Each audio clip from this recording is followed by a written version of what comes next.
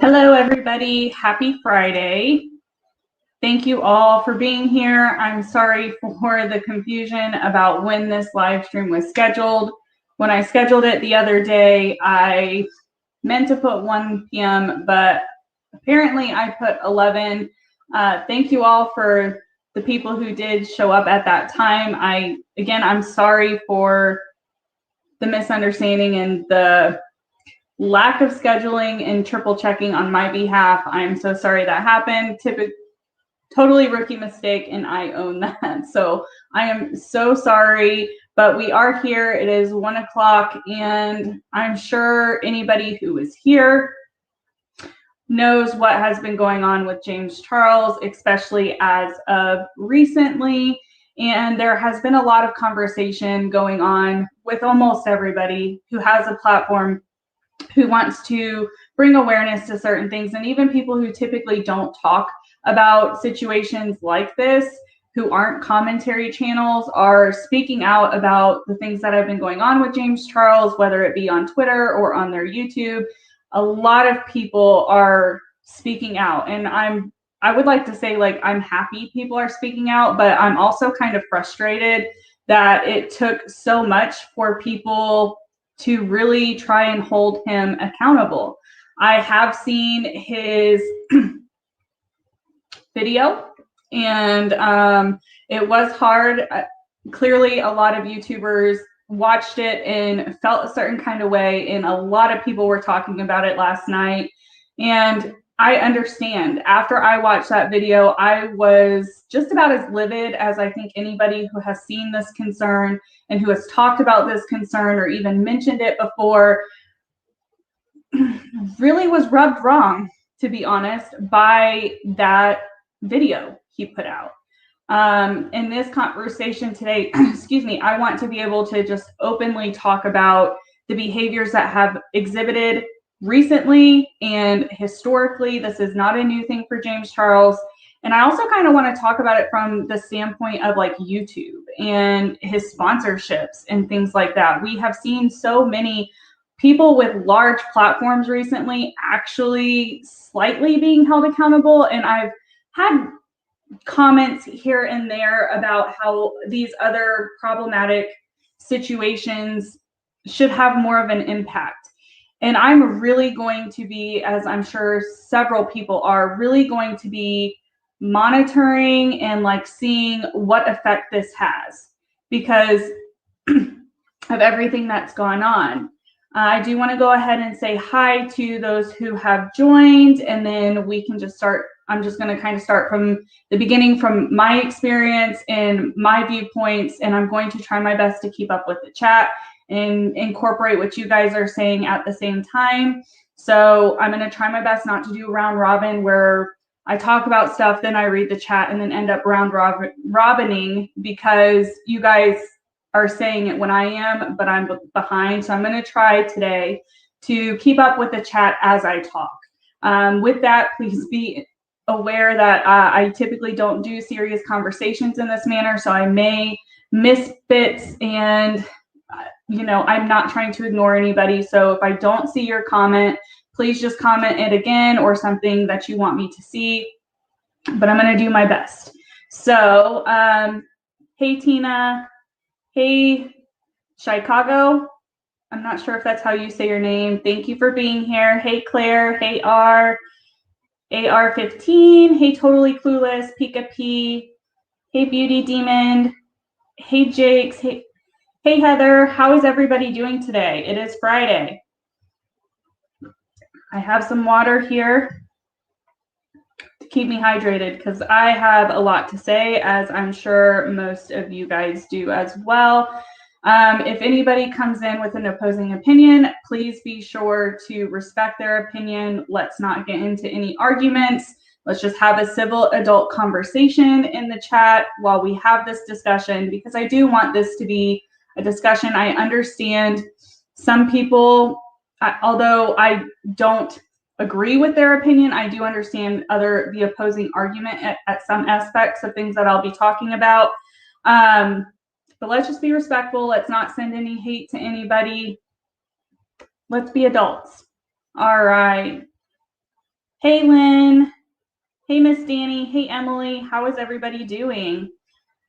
So, all of this stuff has really been going on for some time. Like, I kind of got 2 years ago when James Charles was like 18, 19, and the Bi-Sister scandal happened and Dramageddon happened. I think most of us can kind of remember that time. And at the time, I think a lot of the reason people didn't take it so seriously, one, not only because there were evidence to prove that that particular situation, what was actually being said at that time, the individual that people locked onto as to being a potential victim, there was enough receipts to say that that person was making it up and that they kind of manipulated the situation. I think because of the age difference between James and that individual at the time, people were willing to kind of brush it off and not take it as seriously. I don't think as a society and like as YouTube watchers, people were thinking that, well, this is really out of left field. Yes, James has popularity, but why would it just randomly happen? You know, to me, it put in a question in my mind when this all happened, that even though this one instance could have been fake with Bi-Sister, I really think and started to think then that he had to have been engaging in those kind of activities, and one person just took advantage of it and did what they did. It's not to mean that he wasn't engaging in inappropriate conversations. Clearly, he was, and he has continued to. A lot of the issue that people had then and people have now is the power imbalance. And he does slightly mention that. I honestly don't know if I'm not going to say he didn't think of the words he said on his own. I'm not going to say that. I have questions about it, but it seemed very put together. And, you know, people have been calling James out, especially recently within the past couple of months, when more underage people have been coming out due to TikTok. And it got to a point where there were so many receipts he couldn't avoid it. I honestly think that's the only reason we are where we are today. I honestly think that's the only reason he did that video, is because there are so many who are just openly coming out on a different platform like TikTok, because that you can talk about stuff like that on TikTok. You talk about it here on YouTube, and if you don't have a platform, it's not going to be heard. And not only that, YouTube censors so much. And when you talk about serious issues like this, oftentimes videos, live streams, whatever it is, ends up being demonetized or placed on limited ads, because YouTube really doesn't like you to talk about serious issues. A lot of the videos that I have covered where it's talking about something like what is happening, inappropriate behavior, or when I'm talking about, you know, true crime and some fatality cases, all of those videos get put on limited ads, which I think is an issue within YouTube itself. But I'm interested to see how YouTube handles this moving forward. He has openly admitted he was sending inappropriate and having inappropriate conversations with minors. And people have been able to show receipts that he was aware of their ages at the time. And you notice that in this video he put out, he was very careful about what his verbiage was. And I think he doesn't want to admit guilt, because that would be honestly foolish for him to do online. But in him not saying certain things, he is admitting guilt, in my opinion, and in several other people's opinion.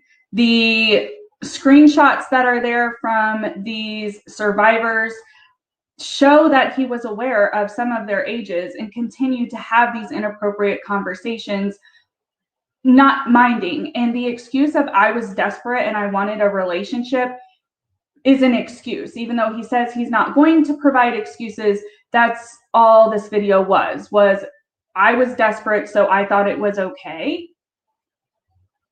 No. To me, that it's almost a worse excuse to me. Like, you're a grown man with a power imbalance which he's saying he now understands.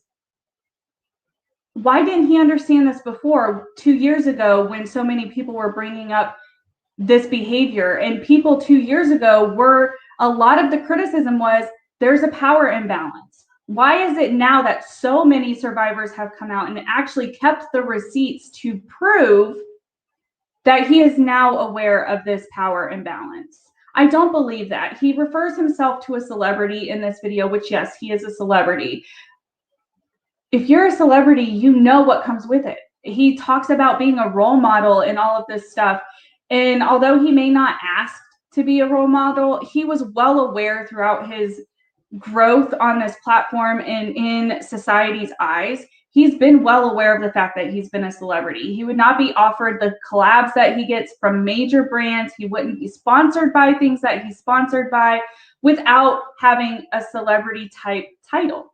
So knowing that, and then going in and talking to people who, mind you, they look like children to me. I don't know if it's because I'm older. I don't know what it is, but to me, all of these people who have come out and said that they had received inappropriate photos or inappropriate conversations, they all look like children. They don't look anywhere close to 18. Mind you, James Charles is 21 at this point. Like, he is a full-blown adult.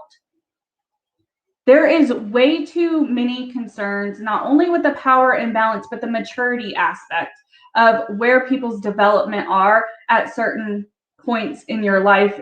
And when you're growing up, even when you're 18, 19, even early 20s, you're still very immature. And that can't be an excuse for him, because he knew some of these kids were underage and he continued to talk about them. And then whenever they started to push back or come out publicly, they were manipulated, and the tone of the conversation on James' behalf became aggressive at points. It's super concerning for him to start to kind of get aggressive with them. To me, says he knows what he was doing was inappropriate, and he was hoping to scare them into not talking and not going to the public, not putting it out on social media. It is very troubling that this has been going on. And although I'm happy a lot of people with larger platforms have been calling him out, I wonder what effect this is going to have for him moving forward. Is he going to lose sponsorships? Is he going to lose subscribers? Because at the end of the day, the majority of his audience are young. They're underage. They don't even understand, and I don't mean this in like a negative way, but this is true. A lot of his audience does not understand the severity of what he's been doing because they're too immature. Their brains are not fully developed to understand what is happening, what he has been doing, the behaviors he has been doing behind the scenes. And his video of "I was desperate for a relationship," I mean, come on. Everybody gets desperate in their life when you're single. That's why there's hookup apps. So you're not alone. If you're feeling lonely and you're wanting a relationship or you're wanting a partner, even if you end up seeing multiple random people, you still get that quick satisfaction of having another person there. Why on earth would he be imploring and exploring young people to try and have a relationship with? It makes no sense. If anything, it brings more questions to me. I don't know if it brings more questions to you guys, but it brings a whole slew of other questions. This video left nothing answered. If anything, how he went about this video left me with more questions than not.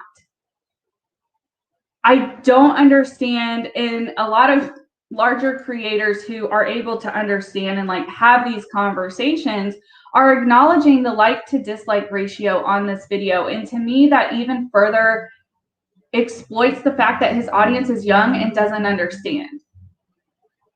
What do you guys think about that? Do you guys think that I think almost everybody has agreed that his audience is young, but that's the only reason I can think of the like to dislikes being where it's at currently, is because they're young. they don't know. They don't know really what he's addressing. To somebody who doesn't understand the severity and like the consequences of what he's done and what he is openly admitting to without admitting to it is. So they see just this apology video and him in a different format, and they feel bad for him. They don't understand the serious heavyweight consequences that can happen. That's the only thing I can think of for why his likes are as high as they are and the dislikes are at the level that they're at.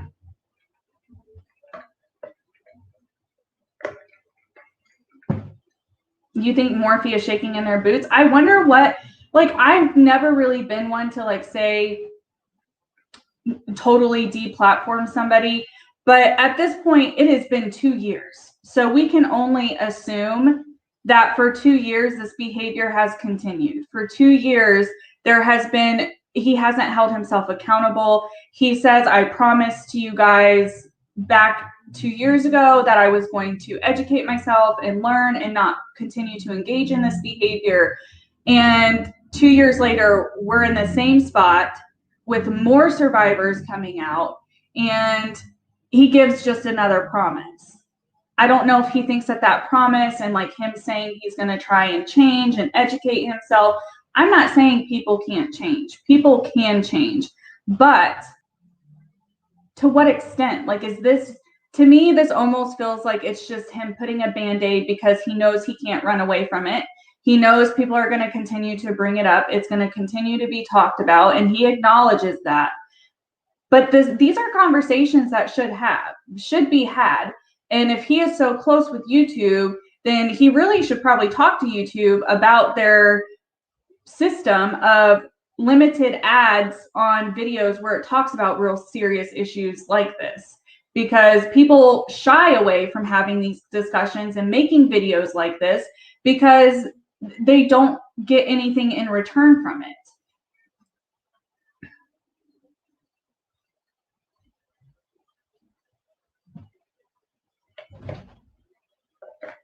Yeah, and you bring up a good point, like him trying to say that they lied about their age. I said before when this happened, like last summer, it was a little blimp on the radar. This like in the 2 year from Bisister to now, there was a TikToker who came out and like said something was happening with James Charles at that time. And I said then, like, in the position he is in, if he is talking to somebody, do your due diligence to make sure that they are the age that they are, because some people, some kids do want to be in a relationship with a celebrity. There's some kids who will lie about their age to talk to people. We can't say that that doesn't exist, but it's up to that celebrity. It's up to whoever the power imbalance weighs their favor. They need to make sure that they are vetting who they're talking to. I mean, it makes no sense to not make sure who you're talking to is of an appropriate age, especially because he knows his audience is underage. I'm not saying his entire audience is underage, but a good majority of his audience are teenagers. So that, you know, it doesn't make sense that he hasn't put in those the fail-safe of making sure and vetting these people. But because apparently to him, he was so desperate, those weren't important checks to make. I do not understand that mentality, especially when he's had the controversy he's had socially, like in the public eye with Bisister.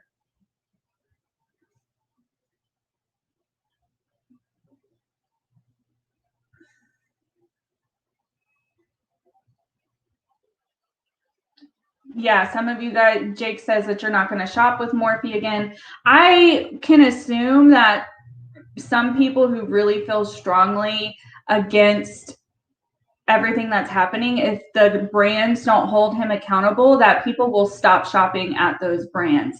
I mean, we've seen this happen with cruelty-free makeup when everybody started to really not want to support brands that were still engaging in animal testing. A lot of brands that weren't cruelty-free took a big hit And then with Kat Von D, when everything happened with her a few years ago, people stopped purchasing her brand, like boycotting her brand. I'm really interested to see if people actually boycott some of his sponsors. I wonder if these sponsors will pull out of sponsoring him at this point. I mean, he openly has acknowledged the fact that, yes, this was happening. And your excuse was that you're desperate? I can't even really put into words or articulate how much sense that doesn't make.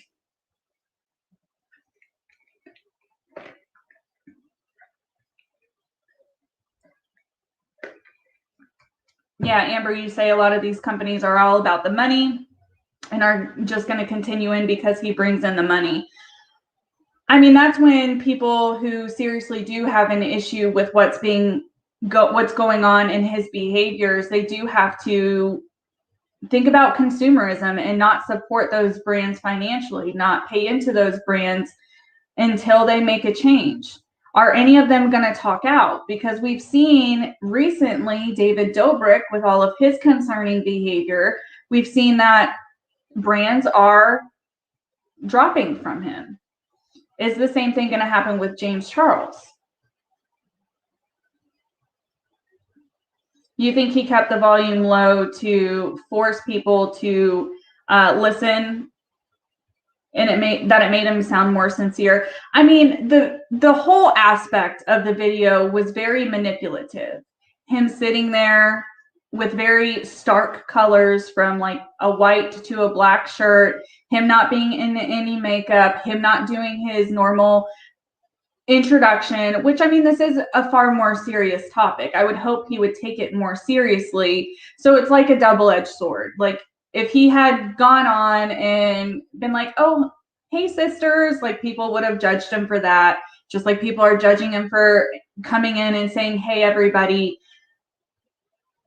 So I don't necessarily want to harp too much on the filming aspect, but it does play a part into it. We saw this with like a lot of apology videos. People try to seem more genuine and more sincere in these apology videos because they're trying to address controversial topics, and they want people to hear them out because they want people to take it for what it is, not look past it, not look beyond it, not continue to question things, and try to just put it in the past and move on. More soft and vulnerable for the low volume for you. Yeah, I mean, you could really interpret, you know, he slowed down his speech a lot from how he typically talks. He's known to be a very fast talker. He really slowed down his rhythmic in his speech. He, you know, didn't come in with like his super bubbly, higher pitched voice. It was in a lower tone. It was a lot slower and more staccato in talk. Very strategic pauses put in place. You know, it could, I can see where the video itself at face value can be manipulative. Bye, Tina. I hope you get to feeling better. His hair changed a couple of times. I mean, there clearly was cuts in the video, and there's nothing wrong with that. Like, I'm not going to really judge him for having cuts in the video. You know, when you're talking about serious stuff, he has to, like, to be honest and to be frank with you guys, like, he has to be careful what he's saying publicly, because if any of these parents decide to go to law enforcement, this video could be used against him. So he had to be careful on how he addressed it and what verbiage he used and how he addressed it because of that particular reason. I mean, he's not, although money can buy you things, we've seen people with money and power get out of legal issues before. Not always are you able to. And to think of maybe the amount of survivors that may be in his wake is concerning. It's really concerning. And I know with one of the TikTokers that was one of the recent ones to kind of address this and show receipts, like, he posted a TikTok from what I saw that his parents made him take everything down. And I mean, we can speculate as much as we want about why the jump cuts were there, about why any of these survivors' parents wanted them to take it down. We can speculate all we want, but at the end of the day, like a lot of, and I've made a video about this before, a lot of cancel culture, really, I don't believe in cancel culture personally. I think what it is situations like this, where a large group, even sometimes a small group of people, try to hold somebody accountable to bad behavior, no matter what that behavior is. And when there starts to be pushback from wherever, whoever, the person who's being exposed, so to speak, wants to hop on the I'm being canceled bandwagon. When a lot of times no one is actually trying to cancel you. People are just trying to hold you accountable to your crappy behavior and to let others know that this crappy behavior exists. We're all human, mistakes are made. What allows people to stop harping on you and stop trying to hold you accountable is when there's actual change seen. Unfortunately, with James Charles, there has been no change. Since Bye Sister happened, I think almost every 6 months there's been someone who's tried to come out, whether or not they had receipts or not, were saying it to like try and get clout or not. Who knows? But knowing this and knowing that he's openly admitting that, yeah, I was having inappropriate conversations with underage individuals, you know, everybody has to kind of question, well, how long has this been going on? How many people didn't talk? How many people were afraid?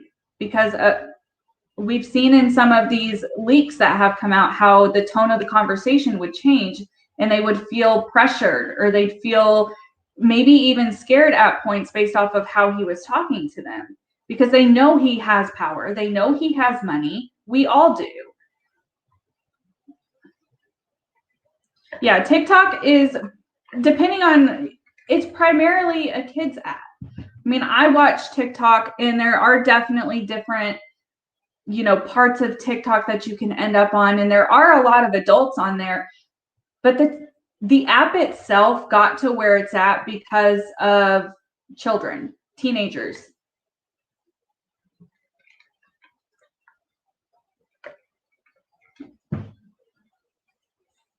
Thank you so much for the super chat, AR15. I'm always open to have these kinds of conversations. So if there's ever anything going on that you see and you want me to talk about and it doesn't seem that I'm planning on it, let me know. I'm always open to you guys' suggestions.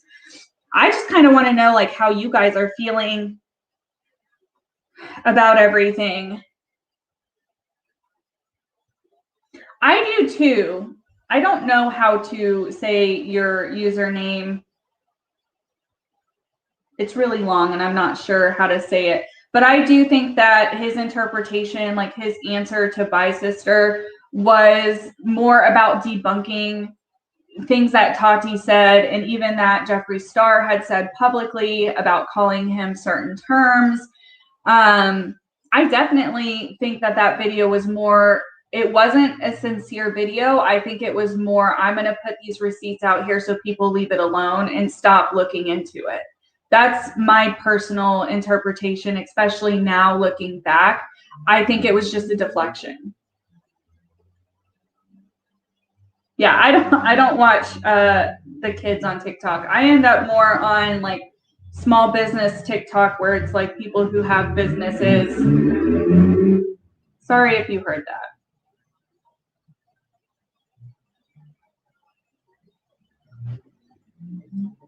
Hooked on phonics works for me. Okay. Okay. I see that now. I was not able to figure that out. Thank you for correcting that for me. You feel uncomfortable that the parents might be unaware.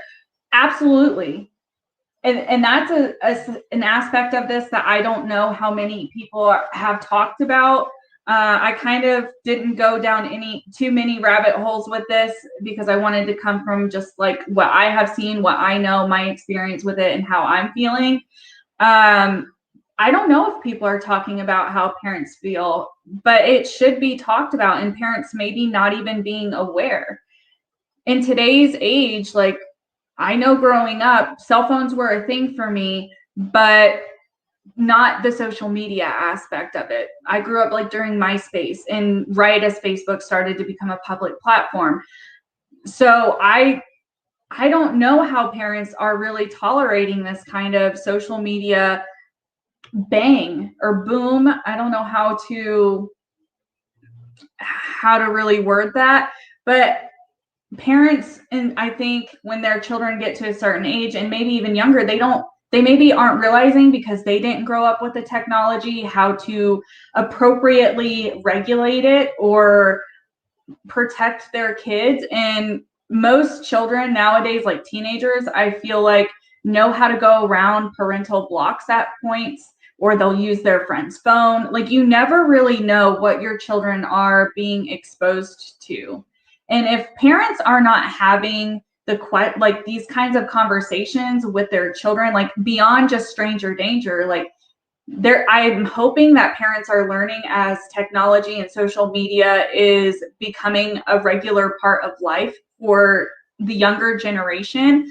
I hope they're learning how to have the conversations of stranger danger, of what is appropriate and what isn't appropriate, what they should be engaging with and what they shouldn't, where boundaries should be put in place for their kids, having the conversations with your children, not to talk to just whoever, not to get into people's DMs, so to speak, because you never know.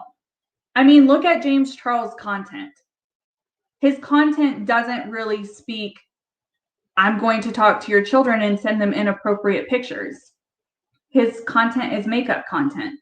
He gets all of these large sponsorships and collabs. I think at face value, people would not think that James Charles would be engaging in an inappropriate conversation with their child. However, here we are. He has practically admitted that this was happening.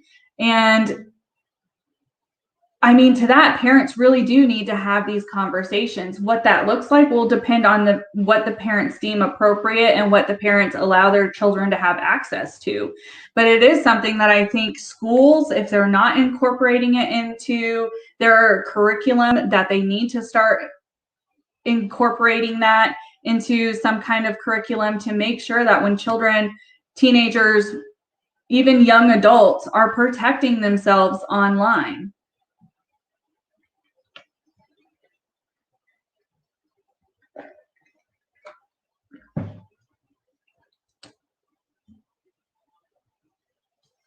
Parents need to be held accountable. Yeah, I think part of this does absolutely come back on the parents, whether if it's because they pose oh, I didn't know. I mean, it is all over news all the time, stuff happening on social media. Parents know to a degree what is occurring online.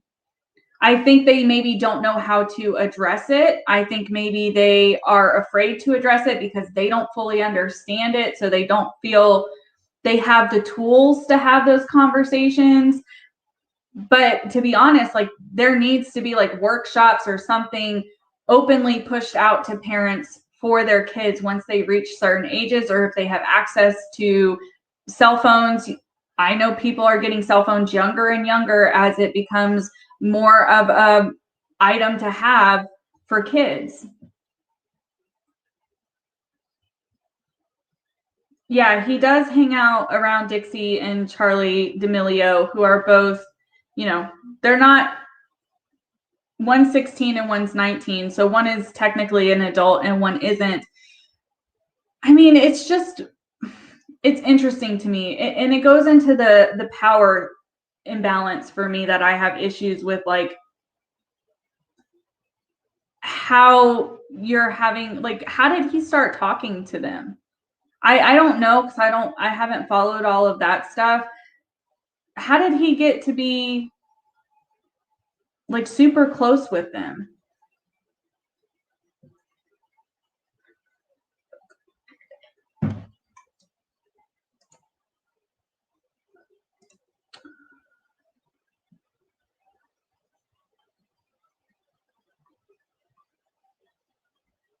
Your 10-year-old niece has TikTok and IG, and you watch her accounts because you know her parents don't understand it.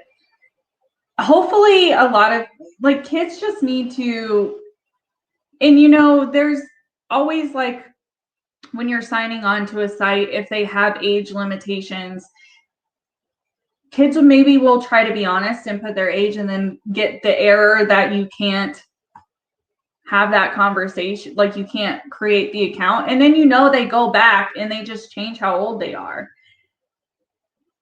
That's just protection on the website. That's to protect them, but parents need to be protecting their own children.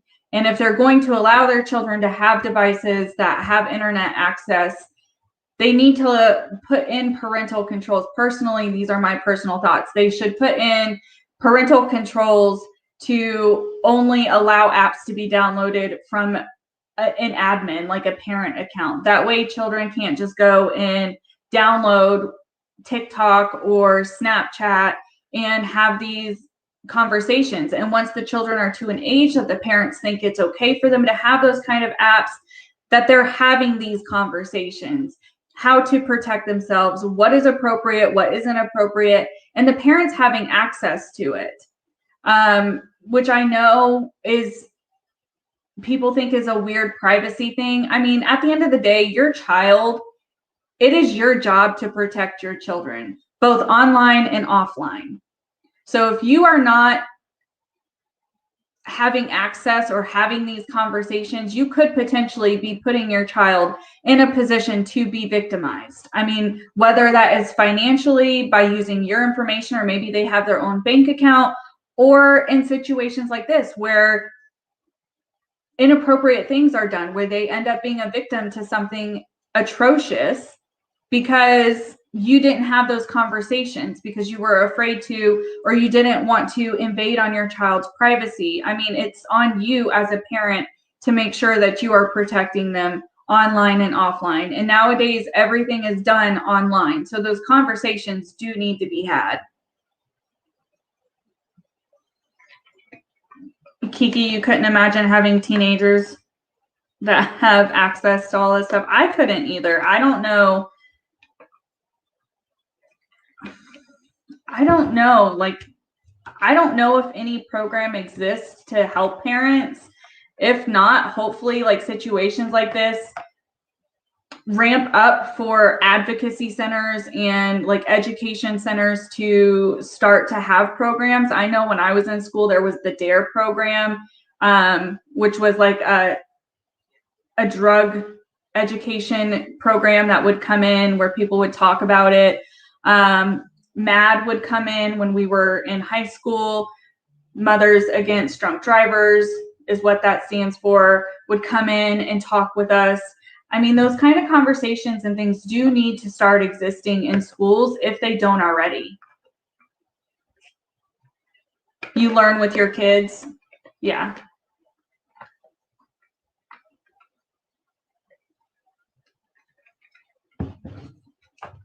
It bothers you to see influencers having their children on TikTok.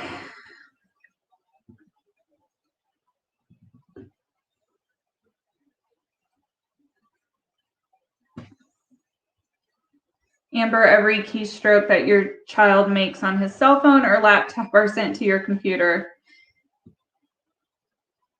You have a technology background though, so I mean I can't expect every parent to have that understanding, but have something in place.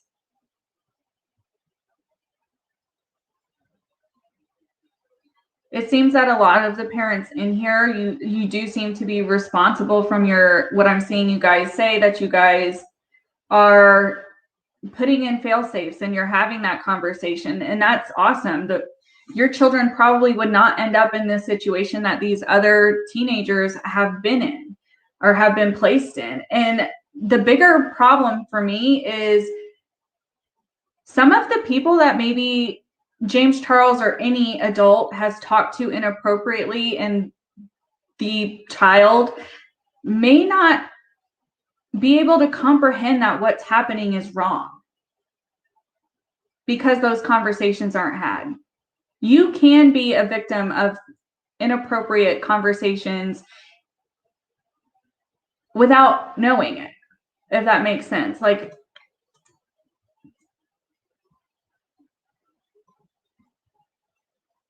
Jakes, I'm sure you'll be a good parent.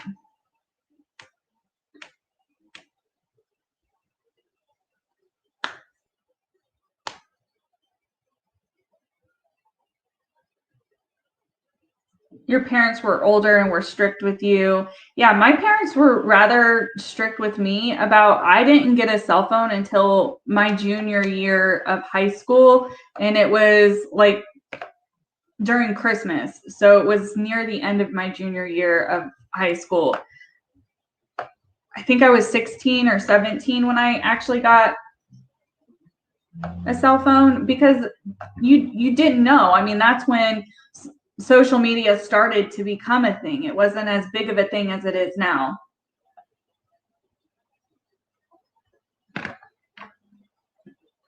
Yes, Desiree, your daughter said she wanted to be your friend, but you told her when she grows up you would love to be her friend, but for now you're just her mom.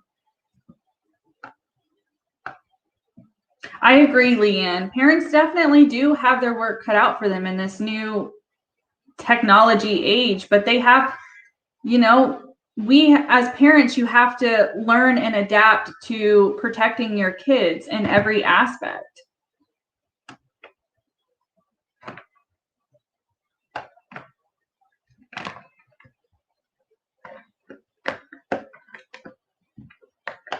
Yeah, I understand your point that they're teenagers and nothing physical happened. It doesn't take away from the fact that it was inappropriate. And I think if parents had had the conversations with their kids, maybe some of it could have been prevented. Because again, we don't know how many people were,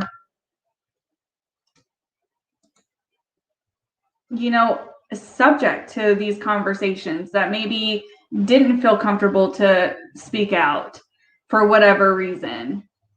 I mean, I hope there's not more, but you have to think of that. You have to think of that possibility.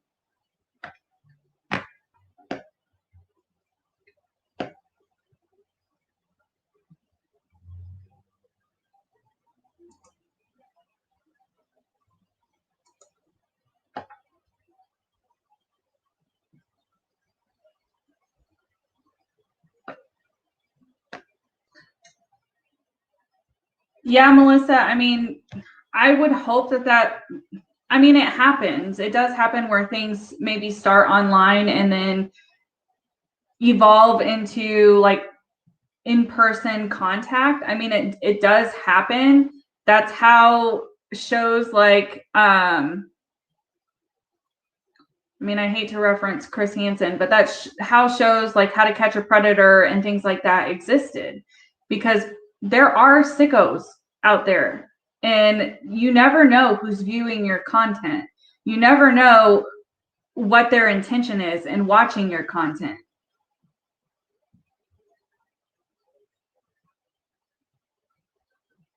Emotional damage is equal to physical and psychological. Absolutely. Emotional damage can be more damning than physical damage at times. It really depends. And when it comes to stuff like inappropriate things, like any kind of sexual context, it can really come with like everlasting effects.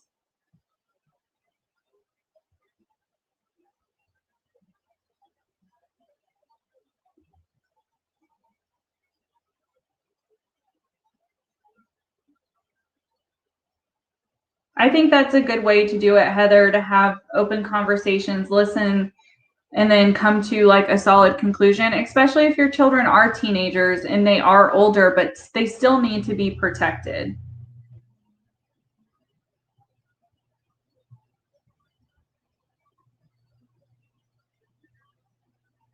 Hey, Lise, glad to see you. You're already preparing and your oldest is 4. I can imagine it feels overwhelming. Hopefully, I might do some research on my own to see if there are programs like advocacy groups that have these kind of conversations or have these kind of lessons to help parents navigate through having those talks. I'm sure some exist. Yeah, some kids are sneaky. I mean, and that is true. I mean, that's a part of the conversation we can't avoid and we can't ignore, is that some teenagers they don't care. Some teenagers are unruly. Some teenagers know the consequences and do it anyways. I mean, we can't avoid that part of the conversation. So of course, like, you can have these conversations, put things in to protect them, prevent them from accessing certain things. But if they really want to, they will. And that's when having an open dialogue with your kids, I think, is going to help you at least know what they're engaging in, to make sure that you're doing what you can to protect them.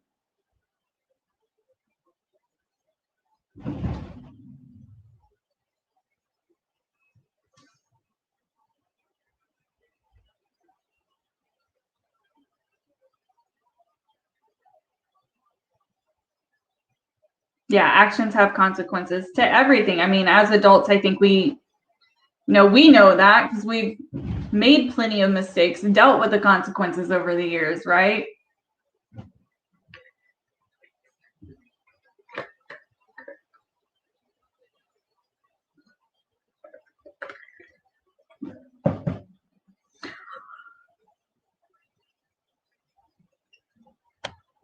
I don't know if there's any other aspect of everything that I can think of I mean, this is a conversation that can be had and can continue to be had and can be talked about in so many different ways.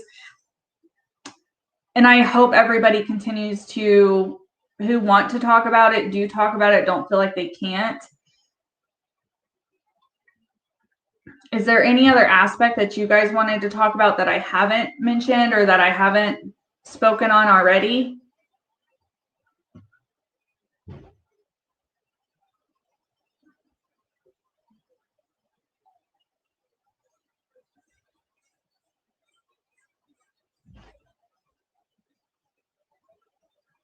That's scary, Cheryl. Your friend's 13-year-old met up with a man that she had met online. That's super scary.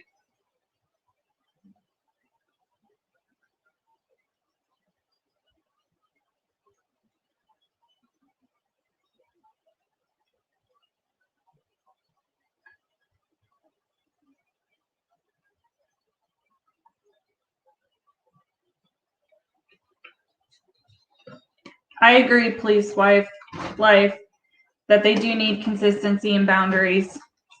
Yes. Oh, thank you. I just got surprised.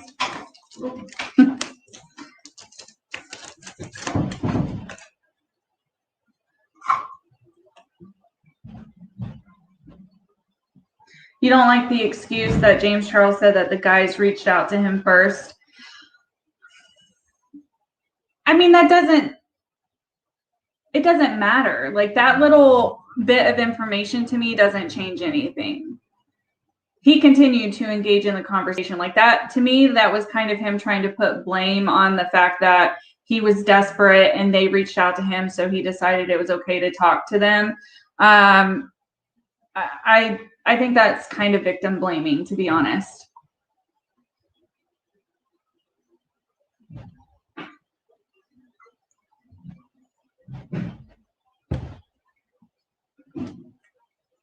Yeah, surprise from behind the curtain.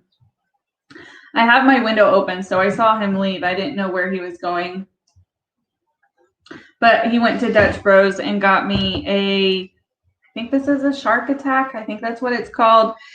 I know this is off topic, but I talked about it a while ago. I'd never had Dutch Bros, and they suggested this was one of their top selling drinks, and it is mighty good. Also not good for me to drink, but here we are.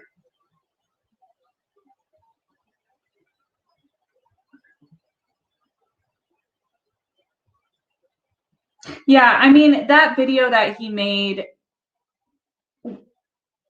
like, it's titled Taking Accountability. He didn't take accountability, or holding myself accountable.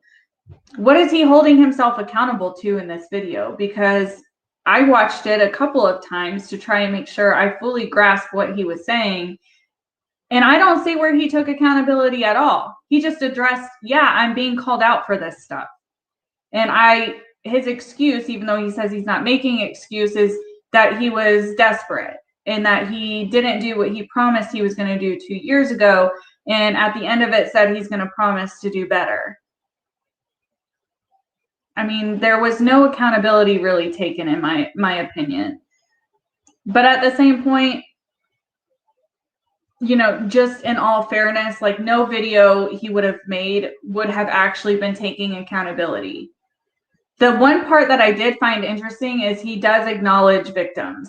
He acknowledges that there are victims of his actions, which was shocking that he labeled them that way.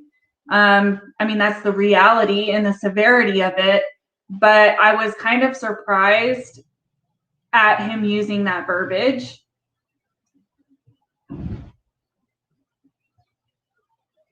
Yeah, no accountability and the issue with the power and difference. Yeah, I agree, Claire.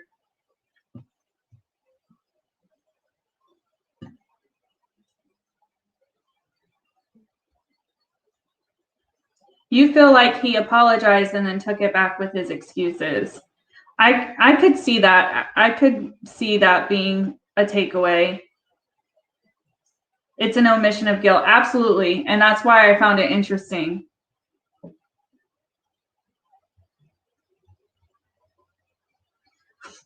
You feel like he rehearsed that video all day. You could tell. I mean, it definitely thought went into it. Clearly thought went into it. I mean, if he had sat down when everything was happening and just sat in front of the camera and spoke, it wouldn't have been as congruent in thought as it was. When you're addressing crappy things that you've done or something you're being exposed for, and you're trying to address all points, it wouldn't be linear. I understand there were some jump cuts to show like stuff was clipped out, and who knows what that was, but overall, there weren't that many jump cuts for it to be like raw and real for me. Tore out an apology page from Tana and David. I didn't even listen to David Dobrik's apology. I just couldn't. A true apology shouldn't include deflection. Yes, I agree.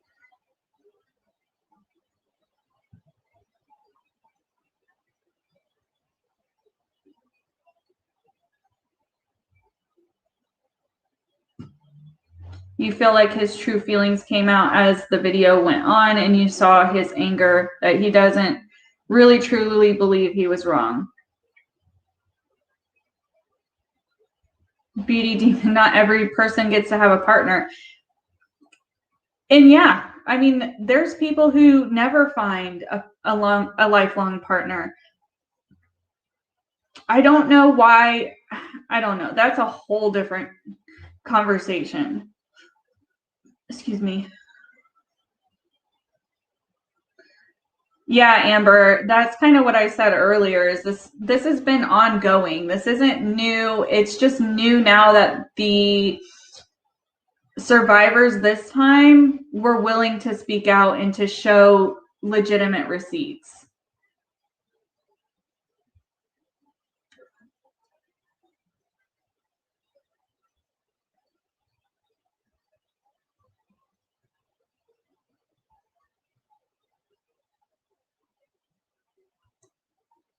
Yeah, he has been in the public eye since he was a teenager himself, AR-15.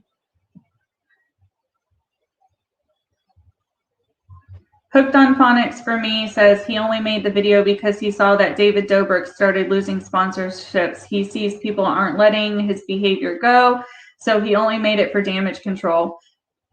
That could be an aspect of it.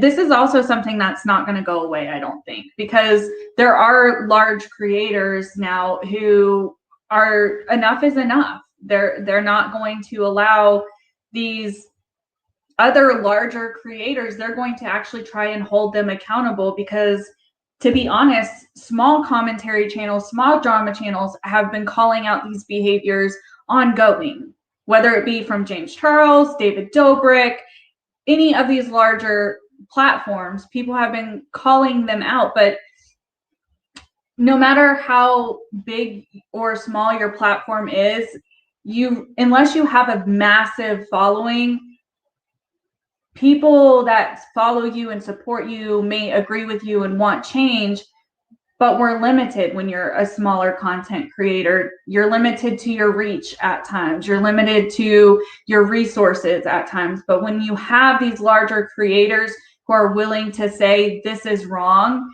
and it's kind of like meeting level to level. You have two people who are in high stakes subscribers, whatever you want to have it, platforms.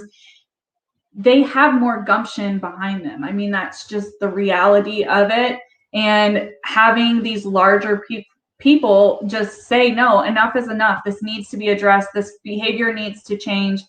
I think he felt all the pressure that was coming in on him with these larger creators openly speaking out against him.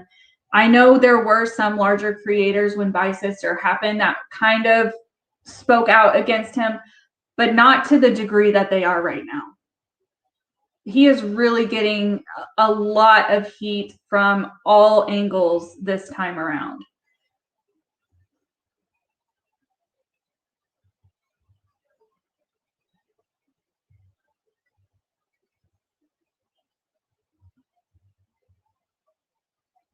What's more awful is YouTube doesn't care.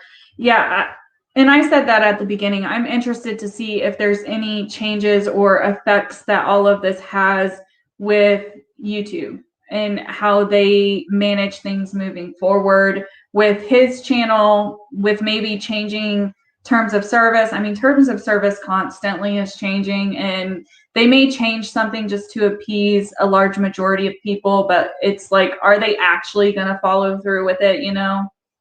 Hey, Jonah. It took mainstream media doing that. YouTube can contain things and go on business as usual until mainstream comes in. And this time they might, with all of the larger creators really kind of going in and not easing up. H3H3 has been on a very large tirade about this stuff pretty much since one of the first survivors came out a few months ago. He's constantly, talking about it, making sure that it just doesn't fade away. And sometimes it's what you have to have change, is you have to have somebody willing to advocate for maybe what's right. And in this particular instance, like, continuing to talk about it and call it out and not let James get away like totally scot-free this time is kind of what needs to happen, in my opinion. Def Noodles is also talking about it. I mean, so has Keemstar. A lot of people with like several million subscribers are vocalizing that this is a problem. And, I think it's important, and I'm happy that some of these larger creators are willing to risk some of their own following to speak out against something that is dangerous, because this is dangerous behavior in what James Charles has been engaging in. I mean, that's my personal opinion. If you don't agree with me, that's okay. But it is extremely dangerous. It can have very, very serious effects on survivors. Philip DeFranco too has. Yeah, there's a lot of very large creators who are speaking out, and rightfully so. I wish at the beginning I kind of talked like I wish this would have happened 2 years ago, but I kind of can see why 2 years ago it was kind of sloughed off a little bit. But at this point, there's no way people can ignore it. I mean, he's acknowledged it. He's admitted it pretty much that this was happening. And, his video as a response to everybody talking about it is lackluster, to say the least.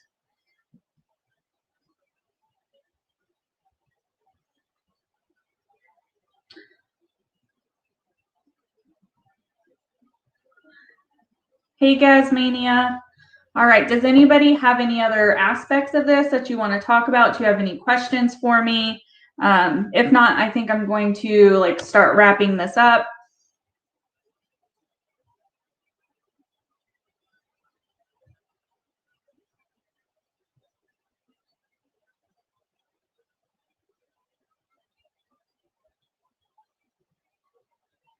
You think it's a deeper issue going on because people seek out to expose influencers all the time. And after Bicester, you think he'd be overcautious. Yeah, I'm shocked. I mean, to me, that almost speaks to his celebrity title. This is strictly my opinion. It speaks to his celebrity title that he thought he was untouchable. I mean, that's kind of the vibe I get because he didn't learn from Bicester. He openly says, I didn't follow through with my promise. To me, that says that his power and his fame got to him and he figured he could do whatever he wanted and not be held accountable. And this is his attempt to deflect from the accountability people are trying to make him have.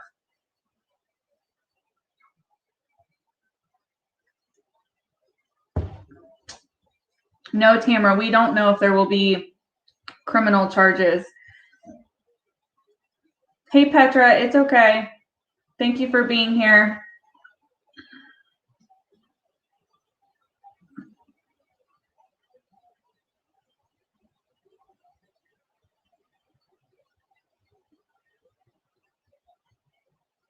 There's so many creators and influencers across every single platform that don't take accountability.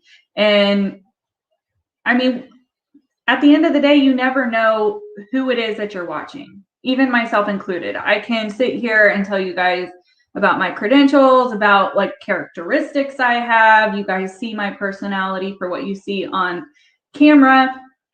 But at the end of the day, when I turn this off, you don't know if this is the real me. For me, it is, but for you, that's just the reality of it. You don't know who it actually is.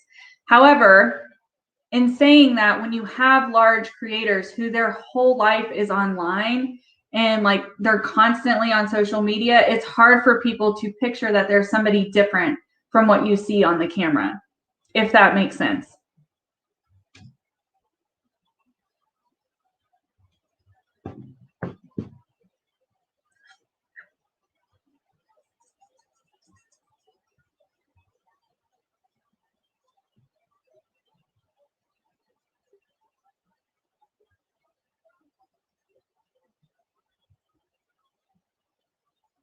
I would imagine his beauty line will still happen. If he was coming out with his own cosmetics, I'm sure that it's still going to happen.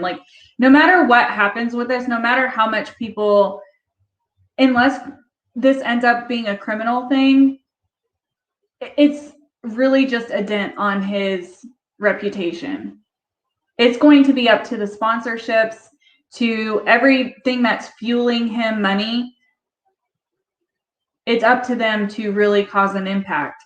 And that's if he's been irresponsible with his finances. If he's been smart with his finances, he could probably never film another video and still live extremely comfortably. That's honestly the reality of it.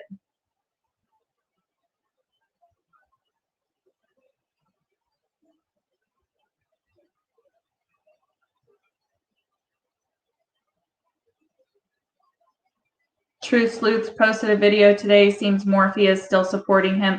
I mean, and that's the reality that, I was saying earlier, that everyone's going to have to face is some companies are going to take the monetary aspect and shy away from the moral and ethical aspect of this. And it may be a detriment to their company. It may not, because again, at the end of the day, a lot of his supporters and fans and people who really support James in every avenue, a lot of them are younger. Some of them are even young adults, and they have their own money, and they may not understand the severity of his actions and don't really see why people have issues with it and continue to support him, which will continue to support the brand. That's when people who do have issues with it, you do need to use your consumerism and spend your money wisely.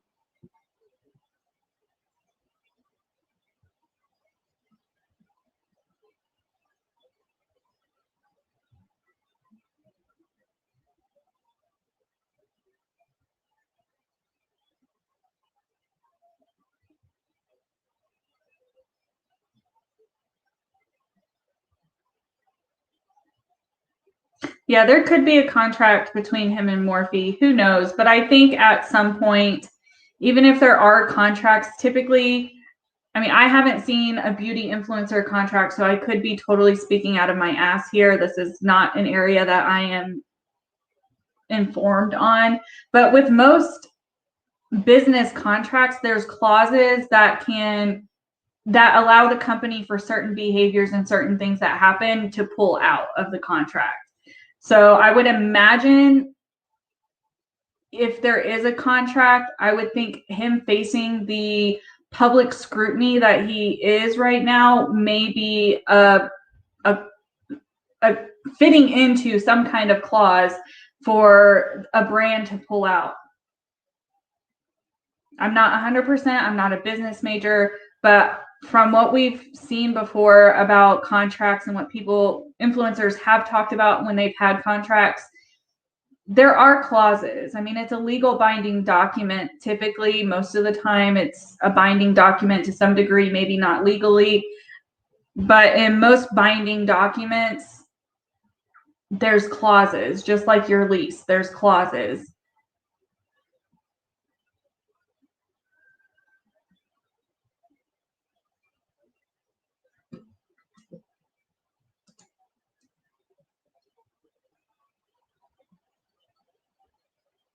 Alrighty, guys. Well, I mean, if you want to have further discussion about this, let me know, but I am going to go ahead and log off of here for now. Like I said, this is a conversation that can continue, and it will continue in a lot of places. And I did see that somebody mentioned somewhere H3H3 was live.